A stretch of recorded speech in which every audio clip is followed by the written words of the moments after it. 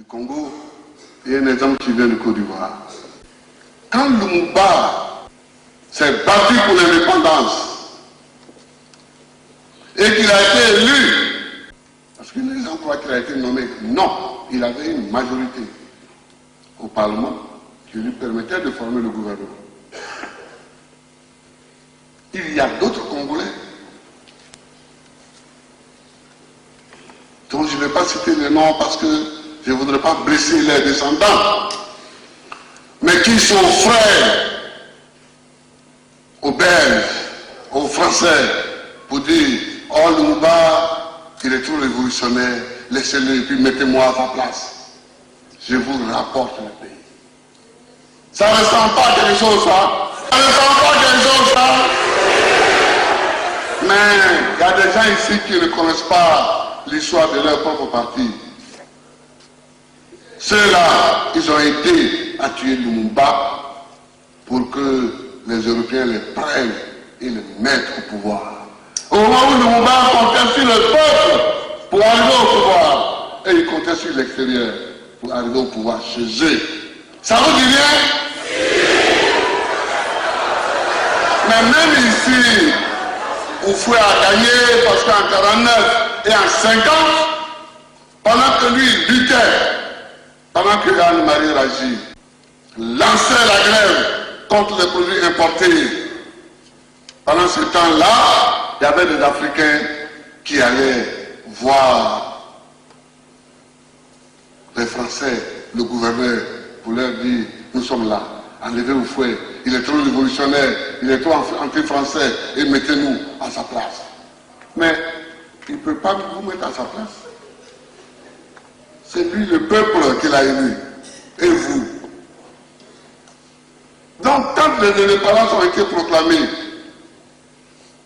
ils ont institué ce phénomène par le coup d'État. On veut quelqu'un, on enlève l'autre, on vient, on le met par le coup d'État, on encercle l'adversaire et puis bon. Il faut que cette tentative de coup d'État soit la dernière. Que veut l'Afrique dans son partenariat avec l'extérieur? L'Afrique est demandeur parce que l'Afrique, du fait de son histoire, a accusé un État technologique, un État financier et un État économique. Mais l'Afrique est souveraine. Et même dans cette discussion, elle veut la dignité. Quiconque ne peut pas donner à l'Afrique la dignité dans la discussion avec elle, ne peut pas discuter avec elle. La première chose qu'il faut comprendre dans toutes les négociations, même si elles sont techniques, c'est la dignité. Oui, nous sommes les combattants de la dignité. L'Afrique veut le respect. Le respect. J'ai négocié avec toi un prêt. Si tu veux, tu me donnes. Si tu ne veux pas, tu laisses. Oui. Tu veux, c'est ça. On dit. Tu me dis, je te fais des prêts, voici les conditions. Moi aussi, j'accepte tes conditions ou je ne les accepte pas. Mais l'irrespect ne peut pas être accepté par les générations à venir. L'irrespect ne peut pas être accepté. L'indignité ne peut pas être respectée par les générations à venir.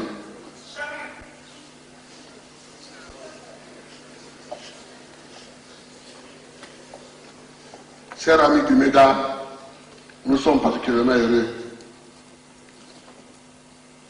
de ta présence. Dis au peuple français que ni le gouvernement ivoirien, ni le président de la République ivoirienne, ni le peuple ivoirien n'a rien contre le peuple français. Et moi, je suis ceux qui ne peuvent rien avoir contre le peuple français. Mon père s'est battu avec ses camarades soldats français contre l'armée nazie. Mon peuple s'est battu, mon père s'est battu pour que l'Allemagne ne triomphe pas. Il était dans cette armée-là qui, hélas, a été vaincue en 1940.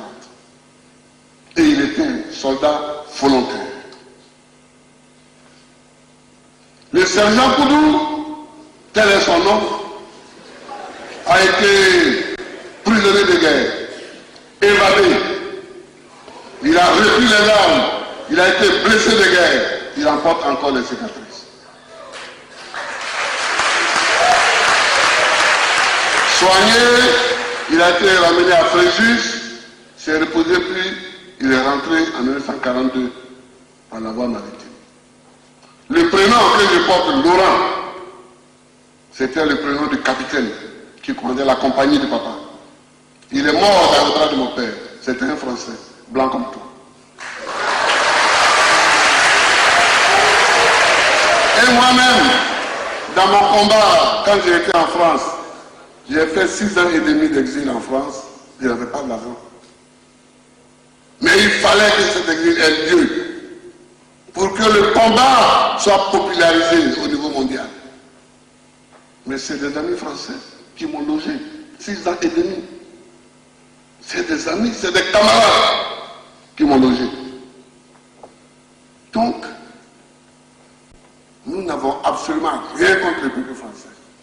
Mais quiconque, au nom des intérêts idéologiques ou des intérêts économiques, veut nous asservir, nous trouvera debout.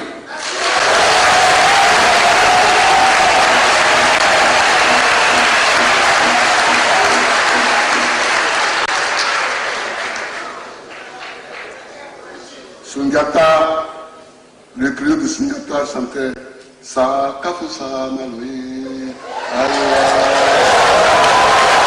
Et ça, la mort vaut mieux plutôt que le déshonneur.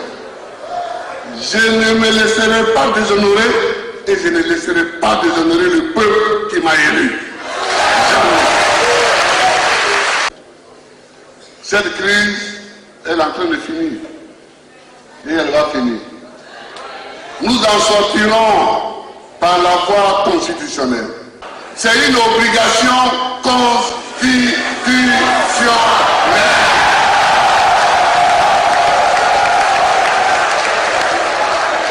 La Constitution ne me demande pas mon avis. La Constitution dit, si vous voulez modifier la Constitution, faites ceci, faites cela et enfin faites cela. Les États-Unis ont connu la lutte de l'indépendance, ils ont connu aussi la guerre de sécession. La France, elle a connu un siècle de chaos.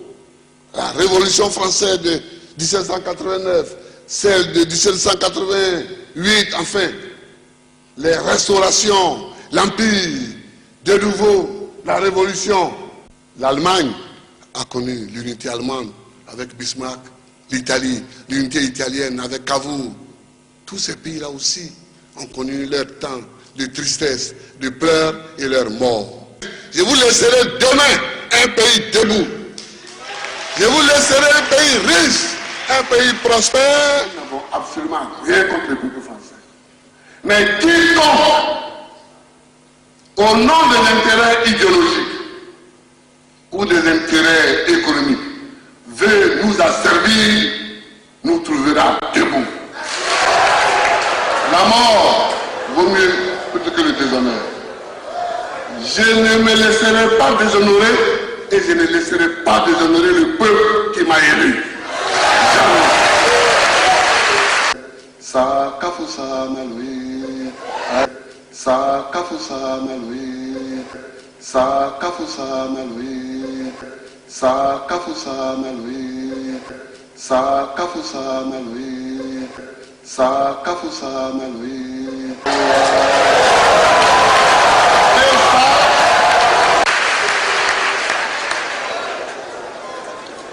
Nous n'avons absolument rien contre le peuple français. Mais quiconque, au nom des intérêts idéologiques ou des intérêts économiques, veut nous asservir, nous trouvera debout. Haut les cœurs! Haut les cœurs!